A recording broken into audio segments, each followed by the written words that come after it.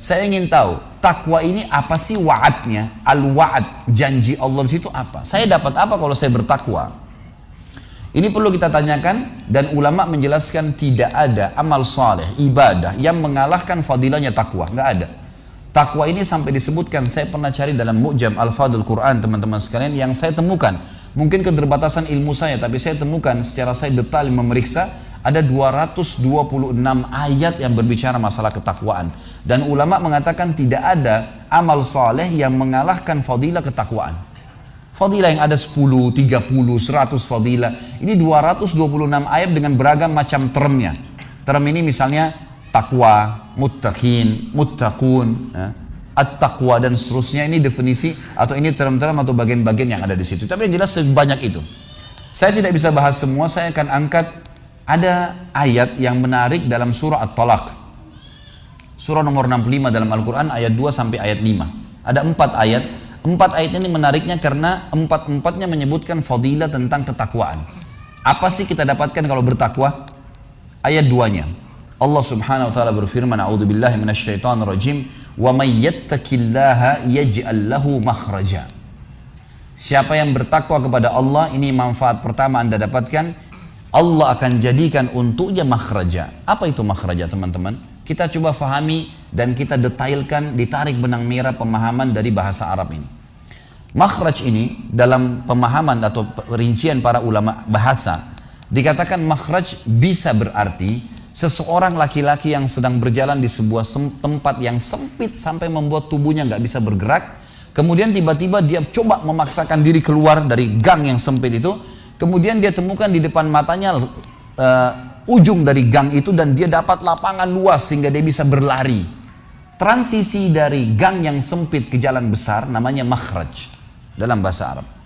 Makna yang lain kata ulama bisa berarti lubang biawak. Biawak ini hewan yang hidup di padang pasir biasanya, dan biawak ini kalau kita lihat lubang sarangnya, kita akan kira itu adalah lubang semut karena kecilnya lubang dia.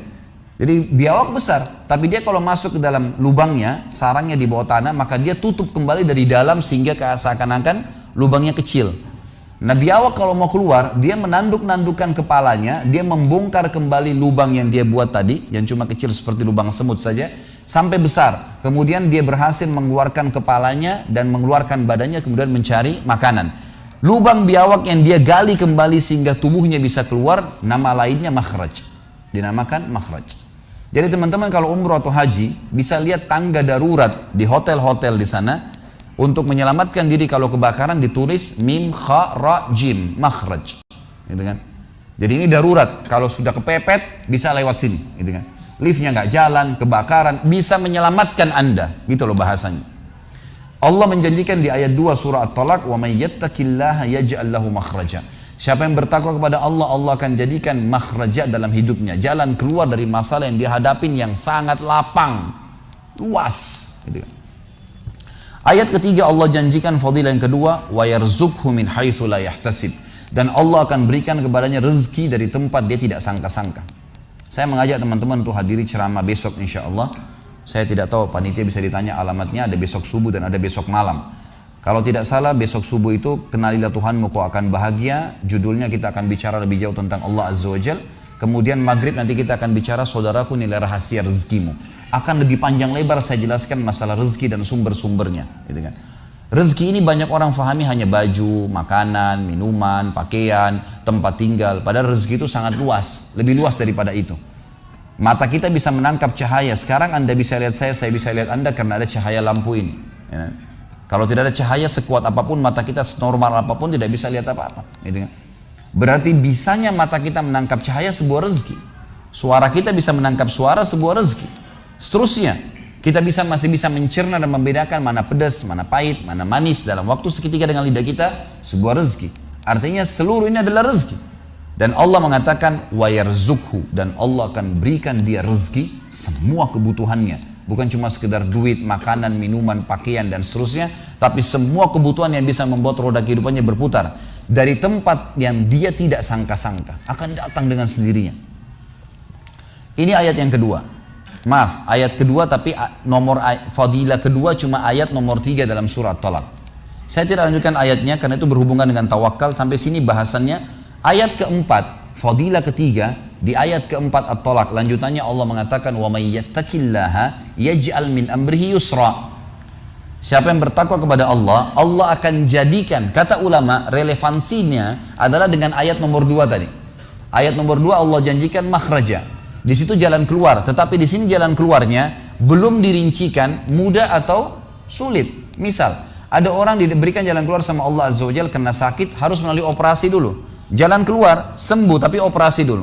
Cuma di ayat keempat Allah pastikan, wa may yattaqillaha yaj'al min amrihi yusra. Siapa yang bertakwa kepada Allah, Allah akan jadikan makhrajanya di ayat kedua itu yusra, mudah, tanpa operasi bisa sembuh, gitu kan. Dan ini luar biasa ini. Ya, jadi artinya memang Allah SWT akan berikan jalan keluar tanpa ada cobaan pun bisa datang kepada dia jalan keluarnya, gitu kan. Ada seorang teman-teman sekalian, sedikit saya sisipkan kisah di sini, mengagetkan dunia kedokteran di Timur Tengah. Seorang pengusaha, masya Allah, punya keluarga yang sangat besar. Dia berpoligami, punya istri yang 4, kemudian anaknya banyak, harta kerbanya banyak. Perusahaan yang dia tanggung itu lebih dari 20 perusahaan di bawah naungan dia. Orang kaya raya, mampu. Subhanallah, satu waktu di umur 63 tahun dia datang periksa ke dokter, dia ngerasa nggak enak, sesak nafas. Waktu di foto di ronsen, tiba-tiba dokter yang foto itu kaget. Waktu dia selesai di ronsen, dia katakan, mana tadi pasien yang di ronsen? Mana pasien tadi? Pasien masih duduk di depan. Pastikan pasien ini cari di ruang kematian. Nggak mungkin, secara ronsen sudah tidak bisa. Jantungnya tidak berdetak. Orang ini tidak berdetak jantungnya. Subhanallah, pada saat dicek ternyata tidak berdetak betul. Ditanya, mana dokter ini tidak percaya. Dia teriak, dia mengatakan ada orang mati baru di ronsen tapi bernafas, gitu kan. Dia panggil telepon teman-teman spesialisnya, kemudian ditelepon datang. Kemudian dikasihlah gambar tersebut kepada temannya mengatakan, mana jenazah ini? Kata temannya, yang dokter yang foto pertama, ini bukan jenazah, ini orang yang lagi duduk. Kaget dokter yang kedua, jantungnya tidak berdetak secara medis, nggak mungkin bisa hidup. Bagaimana ceritanya nih? Dipanggil, apakah ini punya anda? Dia bilang, iya ini punya saya. Dicek lagi kedua kali, benar. Dua-dua dokter ini tahu secara teoritis, shock. Ini nggak mungkin orang mati nih. Nggak ada ceritanya nih. Dipakai alat USG pun jantungnya tidak berdetak. Kok bisa hidup nih? Bisa ngobrol. Telepon teman-temannya, sampai dokter-dokter yang asli dari Jazirah Arab pun yang ada di Eropa, dokter spesialis pada datang keesokan harinya, cek, nggak percaya kejadian ini. Dicek ternyata benar. Kemudian ditelusurin lah, kira-kira bagaimana bisa orang ini masih bernafas, masih ngomong.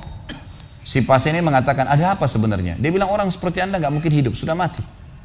Lalu kata dia, apakah orang seperti saya, jantung tidak berdetak, bisa punya keluarga? Mereka bilang mustahil. Dia bilang, saya punya istri dan saya melayani mereka. Apakah orang seperti saya bisa bekerja? Dia bilang mustahil, saya menaungi 20 perusahaan saya.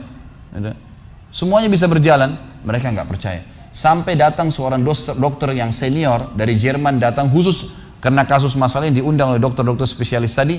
Dicek, ditemukan ternyata teman-teman sekalian, di bagian bawah jantungnya ada urat-urat saraf seperti terbuat, ya, seperti dibuat secara alami yang mengalirkan darah-darah tertentu sehingga ada pompa nafas di situ. Tidak ada di manusia lain, cuma di orang ini saja. Semua dokter mengatakan ini nggak masuk di akal, nggak ada manusia seperti ini di dunia. Jantungnya sudah tidak bergerak tapi masih bisa hidup karena dari rongga-rongga urat saraf yang keluar itu bisa masuk udara, oksigen dan terpompa, akhirnya hidup dan hidupnya normal, gitu kan. Subhanallah, ini sesuatu keajaiban. Lalu kemudian ditanggapi oleh seorang syekh yang memang teman dekatnya orang ini, mengatakan, yang saya tahu, ini semua disampaikan dalam khutbah Jumat. Lalu dia mengatakan, yang saya tahu, orang ini tidak pernah ketinggalan puasa Senin Kamis, tidak pernah ketinggalan puasa Ayyamul Bid. Semua puasa sunnah dan wajib dijalankan. Dan tidak pernah buka puasa sendiri, pasti buka puasain orang lain.